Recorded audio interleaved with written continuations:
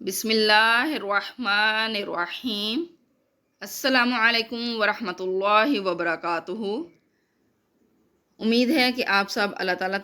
تعالیٰ کے فضل و کرم سے خیریت سے ہوں گے۔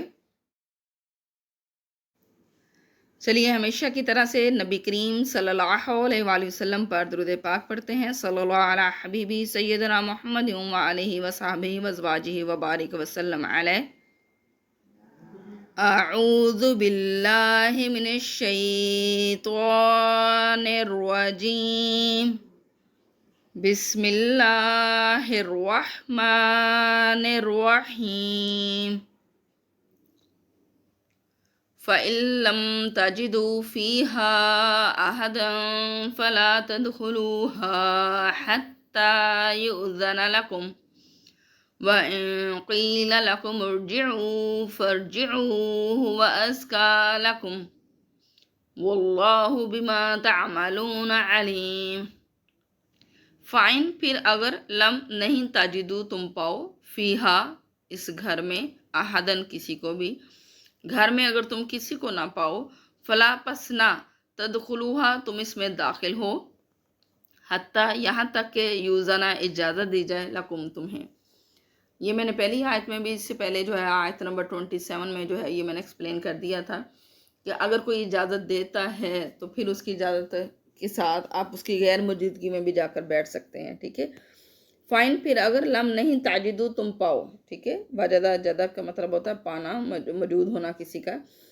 پھر اگر تم نہ اس میں موجود پاؤ، فیہا اس میں یعنی اس گھر میں، ہاں یہاں جو ہے وہ بیت کی طرف اشارہ ہے یعنی گھر کی طرف،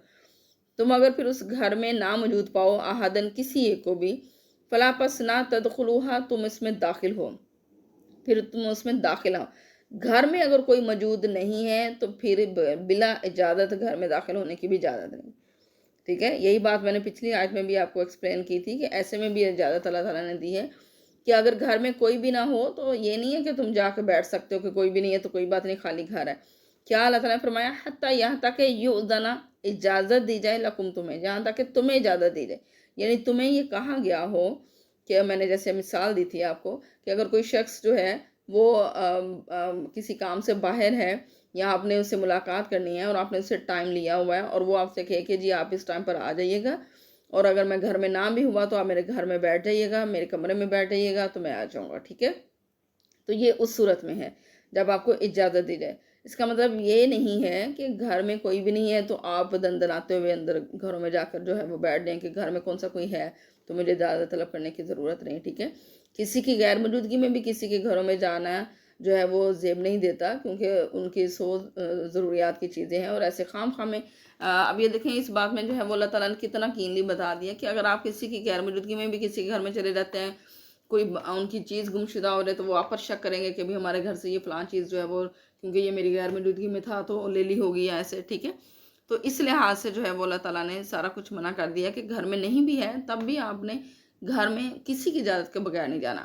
آپ جس کے گھر میں جا رہے ہیں اگر اس نے اجازت دی ہو کہ میری غیر موجودگی میں بھی اگر آپ آئیں تو آپ بیٹھ جائیے گا، میرا ویٹ کریں، تو پھر بیٹھنے میں، وہاں جانے میں، داخل ہونے میں کوئی حرج نہیں، ٹھیک ہے۔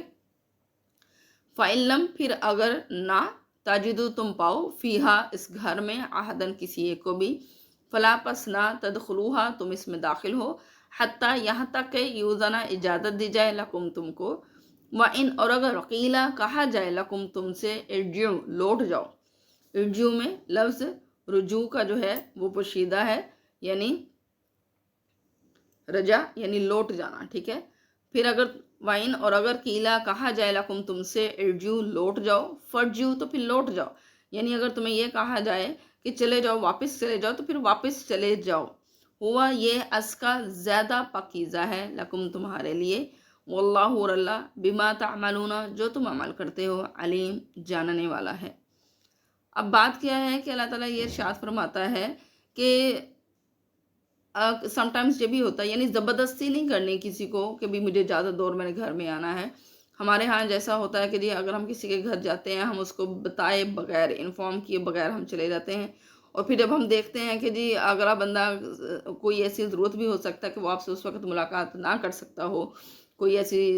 یہ کہہ لیں کہ چیز مانے آ سکتی ہے، فار ایگزامپل اس سے خود کہیں جانا ہو، یا اس ٹائم وہ اس موڈ میں نہ ہو، یا اس ٹائم وہ کسی کام میں بیزی ہو کہ وہ آپ سے ملاقات نہ کر سکتا ہو، تو پھر ہمارا یہ کیا ہوتا ہے، ہم کہتے ہیں نہیں جی اب ہم آئے ہیں تو ہم نے ایسے ملے بغیر نہیں جانا، اب ہم مل کریں گے۔ تو یہ اللہ تعالیٰ نے منع فرمایا کہ آپ نے جس کے گھر میں جانا اس کی اجازت کا ہونا ضروری ہے۔ وہ اگر آپ سے بخوشی مل سکتا ہے، جیسے ہم نے آیت نمبر 27 میں پڑھا تھا کہ آپ رضا بھی معلوم کر لو، ٹھیک ہے، دستانی سن کا لفظ آیا تھا کہ رضا بھی معلوم کرو، یعنی آپ کو اجازت جو ہے وہ خوشی سے دی جائے تو پھر آپ گھروں میں جاؤ۔ لیکن اگر آپ سے کہا جائے وَإِنْ قِيلَ، اور اگر کہہ دیا جائے لَكُمْ، تم سے، ارجعوا کہ لوٹ جاؤ، فرجعوا تو پھر لوٹ جاؤ، پھر واپس چلے جاؤ، ہوا أَزْكَىٰ لَكُمْ، یہ تمہارے لیے زیادہ پکیزہ بات ہے، ٹھیک ہے۔ دلوں میں بدگمانی نہ پیدا ہو، کسی کے ساتھ زبردستی نہ ہو، نفرت پیدا نہ ہو، یہ اسی صورت میں بہتر ہے جب آپ دوسروں کا، ایک دوسرے کا خیال رکھیں، ایک دوسرے کی خواہش کا خیال رکھیں۔ ضروری نہیں ہوتا کہ کوئی بھی جو گھر میں بیٹھا ہے وہ آپ کو ہر وقت ملنے کے لیے تیار ہے، اس کی بھی کوئی ضرورتیں ہو سکتی ہیں۔ آپ خود کو اس کی جگہ پر رکھ کر دیکھیں کہ اگر آپ سم ٹائمز ایسی مصروفیت میں ہوتے کہ اگر کوئی آپ کے گھر میں آتا اور آپ کو اس کا آنا ناگوار لگتا، تو ایسے میں ہی اس کے لیے بھی یہ پاسبل ہو سکتا ہے کہ وہ آپ سے اس وقت ملاقات نہ کر سکتا ہو، ٹھیک ہے، نہ کرنا چاہتا ہو۔ تو اگر وہ آپ سے کہہ دے کہ واپس چلے جاؤ تو پھر بغیر اس کے جو ہے وہ دل میں برے خیالات لانے کے واپس لوٹ جاؤ، فرجیو، واپس لوٹ جاؤ۔ کتنے اچھے طریقے سے اللہ تعالیٰ نے تعلیم فرمائی ہے کہ گھروں میں داخل ہونا ہے تو پھر ان کی نہ صرف اجازت چاہیے بلکہ اس کی خوشی بھی شامل ہونی چاہیے، اور پھر اس کے گھر میں جانا ہے تو اسی صورت میں داخل ہونا جب وہ اجازت دے دے، اگر وہ نہیں اجازت دے رہا تو پھر واپس خاموشی سے چلے جائیں، ٹھیک ہے۔ آپ سے نے فرمایا کہ کسی کے گھر میں داخل ہوں، اگر آپ فار ایگزامپل جیسے میں نے بتایا تھا کہ گھروں میں اگر دروازے نہیں ہیں تو آپ نوک کرتے ہیں یا جو بھی آپ کہہ رہے ہیں آواز لگاتے ہیں، کوئی آواز جواب نہیں آتا، آپ دوسری دفعہ آواز لگائیں، نہیں جواب آتا آپ تیسری دفعہ آواز لگائیں، ٹھیک ہے۔ سلام کرنا، یعنی جو اللہ تعالیٰ نے سلام کا طریقہ سکھایا کہ السلام علیکم بول، 3 دفعہ اجازت لینے کا حکم ہے کہ 3 دفعہ اجازت لیں، اگر اجازت مل جائے تو اب بہتر ہے، اگر نہیں ملتی تو پھر بدگمانی کیے بغیر، یا آپ یہ کہہ لیں کہ بغیر اس کے